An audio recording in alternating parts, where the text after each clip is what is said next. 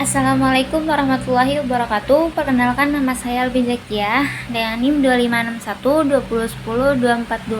Di sini saya ingin menjelaskan tentang bab 7 persediaan. Tujuan pembelajaran.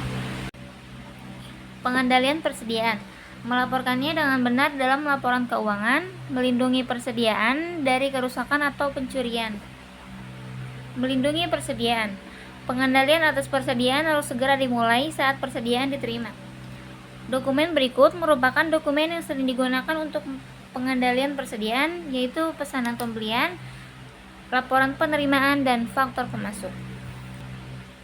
Pesanan pembelian, purchase order, memberi wewenang atas pembelian suatu barang dari pemasok. Laporan penerimaan, receiving report, harus dilengkapi sebagai catatan awal penerimaan persediaan. Tindakan-tindakan pengamanan untuk mencegah kerusakan persediaan dan pencurian oleh pelanggan atau karyawan. Sistem pengendalian persediaan dibagi menjadi dua macam. Yang pertama, preventif, pencegahan. Dua, detektif, mencari kebenaran. Menyimpan persediaan di area dengan akses terbatas. Barang berharga disimpan dalam lemari terkunci menggunakan cermin dua arah, kamera, dan penjaga keamanan. Melaporkan persediaan. Perhitungan fisik persediaan atau jumlah persediaan harus dilakukan mendekati akhir tahun. Pastikan kuantitas persediaan yang dilaporkan dalam laporan keuangan akurat. Biaya perolehan persediaan dimasukkan ke dalam laporan keuangan menggunakan satu dari tiga asumsi arus biaya persediaan. Asumsi-asumsi arus biaya persediaan.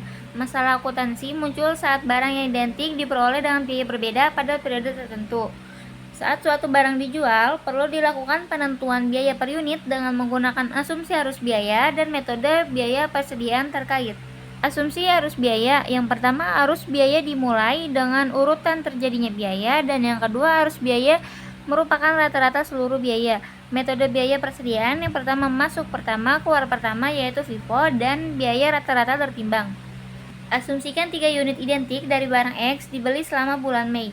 Pada tanggal 10 Mei, pembelian 1 unit seharga 9.000, 18 Mei pembelian 1 unit 13.000, dan 24 Mei pembelian 1 unit 14.000, totalnya 3 unit seharga 36.000. Harga rata-rata per unit 12.000, dari 36.000 dibagi 3 unit. Asumsikan 1 unit dijual senilai 20.000 pada 30 Mei.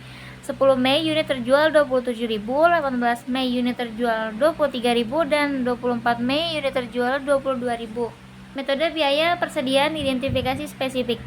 Unit yang terjual dikenali dengan pembelian tertentu. Persediaan akhir terdiri atas banyaknya unit yang tersisa dalam persediaan.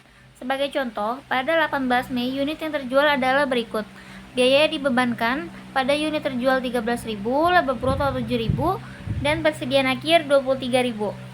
Metode biaya persediaan masuk pertama, keluar pertama, first in, first out. Diasumsikan unit yang terjual adalah unit yang pertama dibeli. Persediaan akhir berasal dari barang-barang yang dibeli paling akhir. Metode biaya rata-rata tertimbang.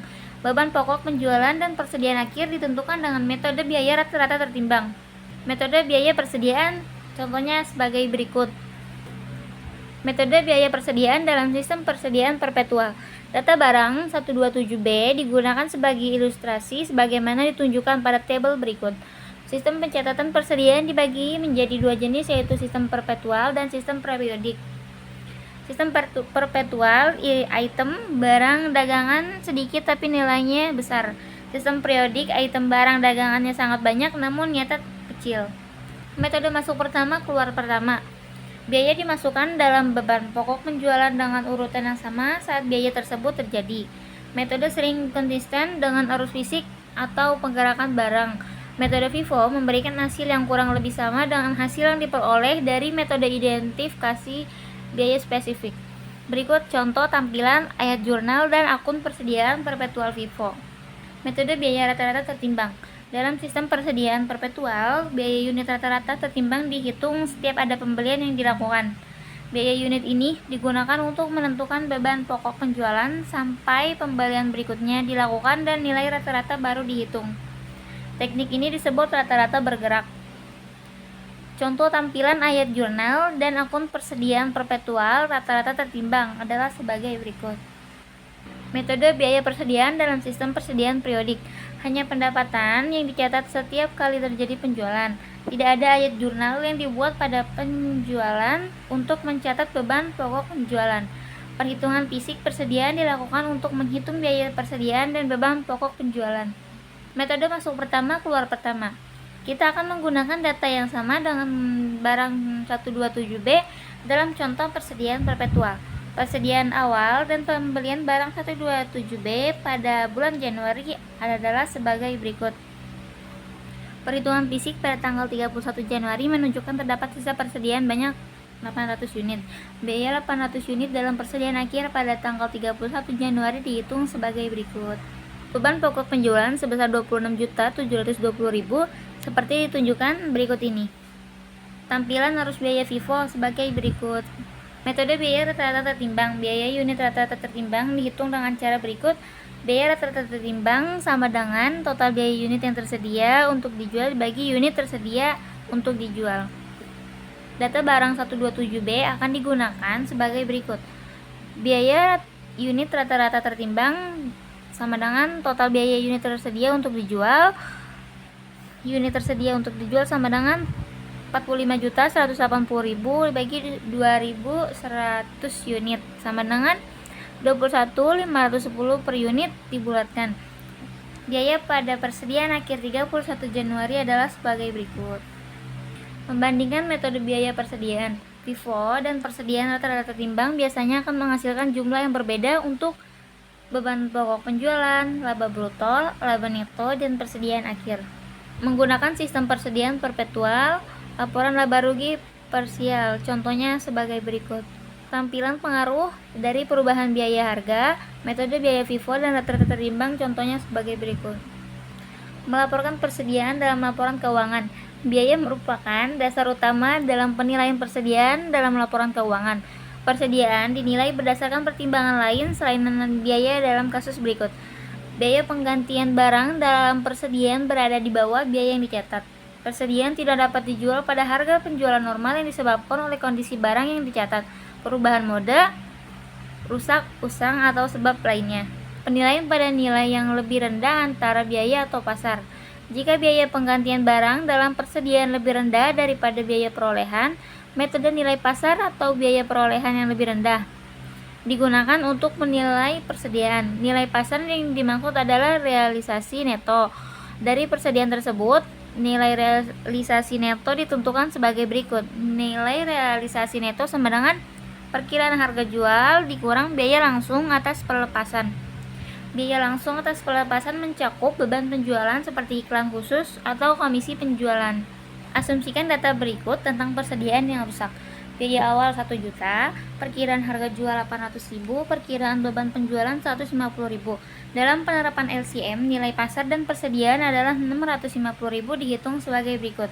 Nilai pasar, nilai realisasi neto sama dengan 800.000 dikurang 150.000 sama dengan 650.000. Jadi persediaan akan dinilai sebesar 650.000 yang mana lebih rendah dari biaya perolehannya sebesar 1 juta dan nilai pasarnya adalah 650.000. Metode LCM dapat diterapkan dengan salah satu dari 3 cara biaya harga pasar dan penurunan apapun dapat ditentukan untuk hal-hal berikut. 1. Setiap barang dalam persediaan. 2. Kelas atau kategori utama dalam persediaan. Yang ketiga, persediaan acara keseluruhan. Contoh soal dan jawabannya sebagai berikut. Persediaan di laporan posisi keuangan. Persediaan biasanya disajikan di bagian aset lancar dalam laporan posisi keuangan. Hal-hal berikut juga dilaporkan. 1. Metode untuk menghitung biaya persediaan FIFO atau biaya rata-rata tertimbang. Metode penilaian persediaan, biaya atau nilai pasar atau biaya yang lebih rendah. Contoh persediaan di laporan posisi keuangan adalah sebagai berikut. Contoh dari kedai kopi laporan posisi keuangan 31 Desember 2016. Lalu ada tampilan pengaruh kesalahan persediaan terhadap laporan laba rugi periode berjalan. Sebagai berikut contohnya. Lalu ada tampilan pengaruh kesalahan persediaan untuk laporan laba rugi selama 2 tahun. Contohnya sebagai berikut. Lalu ada tampilan pengaruh kesalahan persediaan pada laporan posisi keuangan periode berjalan. Analisis dan interpretasi keuangan. Persediaan harus tersimpan dengan cukup untuk memenuhi kebutuhan pelanggan agar mencegah terjadinya kehilangan penjualan. Terlalu banyak persediaan mengurangi likuiditas perusahaan yang dapat digunakan untuk meningkatkan kegiatan operasional. Kelebihan persediaan meningkatkan beban penyimpanan dan pajak properti. Kelebihan persediaan meningkatkan risiko kerugian akibat penurunan harga, kerusakan, atau perubahan selera pelanggan. Perputaran persediaan mengukur hubungan antara volume barang terjual dan jumlah persediaan yang dimiliki selama periode tertentu. Semakin besar perputaran persediaan, maka pengelolaan persediaan semakin efisien dan efektif. Perputaran persediaan sama dengan beban pokok penjualan persediaan rata-rata. Perputaran persediaan PT Matahari Daftar Tbk. Contohnya sebagai berikut. Jumlah hari penjualan dalam persediaan. Ukuran kasar atas lamanya waktu yang diperlukan untuk memperoleh penjual dan mengganti persediaan. Beban pokok penjualan harian rata-rata ditentukan dengan membagi beban pokok penjualan dengan 365. Jumlah hari penjualan dalam persediaan sama dengan persediaan rata-rata dibagi beban pokok penjualan rata-rata harian. Jumlah hari penjualan dalam persediaan untuk Matahari dihitung sebagai berikut. Matahari versus PT Sepatu Bata Tbk. Perputaran persediaan Matahari 3,7, Bata 1,9. Jumlah hari penjualan dalam persediaan Matahari 99,2 hari dan Bata 195,1 hari. Memperkirakan biaya persediaan ada metode retail dan metode laba bruto. Metode retail untuk memperkirakan biaya persediaan. Metode persediaan retail diterapkan dengan cara berikut ini. Yang pertama, menghitung jumlah persediaan tersedia untuk dijual pada biaya dan pada harga retail. Yang kedua, hitung rasio biaya terhadap harga retail atas biaya yang tersedia untuk dijual. Dan yang ketiga, hitung persediaan akhir pada harga retail dengan mengurangkan penjualan dari persediaan tersedia untuk dijual pada harga retail. Dan yang keempat, perkiraan biaya persediaan akhir dengan mengalihkan persediaan akhir pada harga retail dengan rasio biaya terhadap harga retail. Tampilan menentukan persediaan dengan metode retail sebagai berikut. Metode laba bruto untuk mempersiapkan biaya persediaan. Metode laba bruto diterapkan dengan cara sebagai berikut. Yang pertama, hitung jumlah persediaan tersedia untuk dijual pada biaya. Yang kedua, hitung perkiraan laba bruto dengan mengalihkan penjualan dengan persentase laba bruto. Yang ketiga, hitung perkiraan beban pokok penjualan dengan mengurangkan perkiraan laba bruto dari penjualan. Lalu yang keempat, perkirakan biaya persediaan akhir dengan mengurangkan perkiraan beban pokok penjualan dari persediaan tersedia untuk dijual. Lalu ada tampilan memperkirakan persediaan dengan metode laba bruto sebagai berikut. Sekian yang dapat saya jelaskan, kurang lebihnya mohon maaf. Terima kasih.